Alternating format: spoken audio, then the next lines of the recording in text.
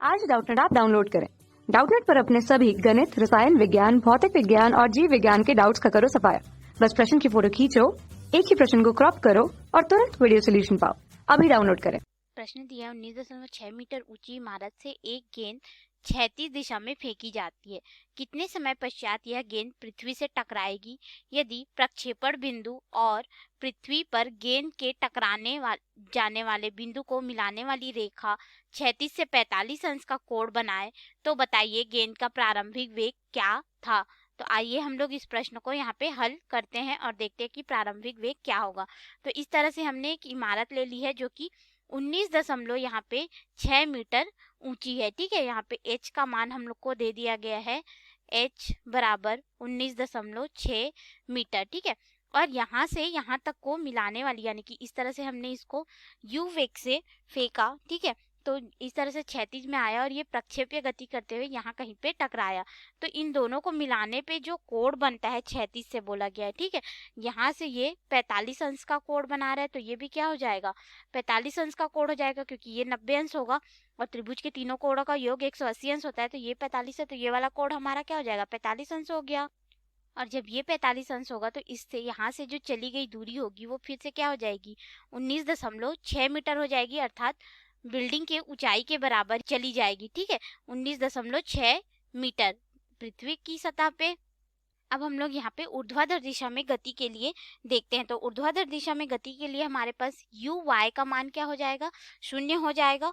और जो a y होगा यानी कि त्वरण होगा, देखो प्रारंभिक वेग उसका गेंद का 0 होगा क्योंकि हमने उसको वहां से फेंका, तो पहले वो विराम में था, उसके बाद वो चलना शुरू करेगा तो उसका वेग आएगा ना, तो प्रारंभिक वेग 0 हो गया। त्वरण अगर बात करें तो इस तरह से घूमते हुए प्रक्षेपण के पथ में पृथ्वी पे आ रहा है, अर्थात यह गुरुत्वीय त्वरण g के बराबर हो जाएगा, जो कि हमारे पास होगा 9.8 मीटर प्रति सेकंड का वर्ग। और हम लोग को यहाँ पे ऊंचाई तो पता ही है 19.6 मीटर है, अर्थात हम लोग गति का द्वितीय समीकरण प्रयोग करेंगे जिसमें जो चली गई दूरी होगी। ठीक है, यहाँ पे ऊर्ध्वाधर गति की बात हो रही है तो चली गई दूरी s बराबर क्या हो जाता है, ऊंचाई h के, तो यहाँ पे हो जाएगा h बराबर u y गुणित t धन 1/2 a y t का वर्ग। अब हम लोग यहाँ पे मान रख लेते हैं। देखो ए वाई के जगह में हम लोग क्या करेंगे, गुरुत्वीय त्वरण जी का मान हम लोग रखेंगे। अब इस सूत्र में हम लोग मान रखते हैं तो ये हो जाएगा 19.6 धन ये पूरा मान बराबर, ये पूरा मान क्या हो जाएगा, 0 के बराबर हो जाएगा, और ये हो गया धन 1/2 और गुरुत्वीय त्वरण का मान होता है 9.8 और यहाँ पे हम लोग को समय का मान जो है वो ज्ञात करना है। तो ये हो जाएगा टी का वर्ग की कितने समय बाद ये पृथ्वी की सतह से टकराएगा। अब टी का मान निकालना है तो हम लोग इस पूरे पद को इधर पक्षांतर कर देंगे तो ये हो जाएगा टी का वर्ग बराबर 19.6 गुणित 2 उधर पक्षांतर होगा तो ये गुणा में हो जाएगा और यहाँ पे हो जाएगा 9.8। अब हम लोग यहाँ पे टी के वर्ग का मान है तो इस पे वर्गमूल लगा देंगे, लेकिन उससे पहले इसको हम लोग हल कर लेते हैं। तो जब हम लोग 19.6 को इससे गुणा करेंगे तो ये हमारे पास हो जाए 39.2 बटे यहाँ पे हो जाएगा 9.8 और 9.8 से इसको हम लोग भाग देंगे तो टी का वर्ग हमारे पास हो जाएगा 4।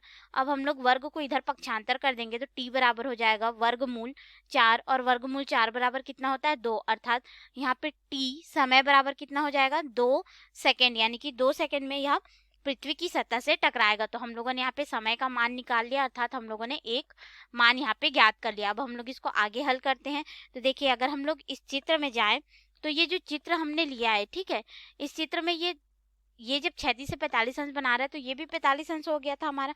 तो इससे स्पष्ट हो रहा है कि गेंद द्वारा जो तय की गई क्षैतिज दूरी होगी, यानी कि ये वाली दूरी, ठीक है, जिसको हम लोगों ने बोल दिया था कि बिल्डिंग की ऊंचाई 19.6 मीटर के बराबर ही होगा बोल के। यदि पत्थर का प्रारंभिक वेग हम लोग यूं मान ले तब क्या होगा, हमारे पास यहाँ पे हमने इसका प्रारंभिक वेग u मान लिया, ठीक है, तब हमारे पास इसका जो क्षैतिज परास होता है r, इसका मान हो जाएगा u, प्रारंभिक वेग u गुणित यहाँ पे t हो जाएगा। हमने इसको इस तरह से क्यों लिया, क्योंकि ये हमारा क्षैतिज प्रक्षेप्य है।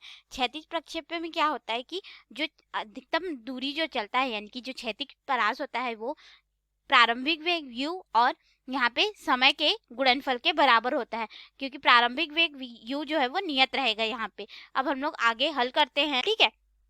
अब इस मान के आधार पे हम लोग यहाँ पे मान निकाल सकते हैं। तो देखिए हम लोग को क्षैतिज परास का मान पता चल गया। अब उसका हम लोग प्रारंभिक वेग निकाल लेंगे। तो प्रारंभिक वेग हमारे पास यहाँ पे हो जाएगा u बराबर r बटे t, और हम लोग को समय का मान भी पता है और r का मान भी पता है।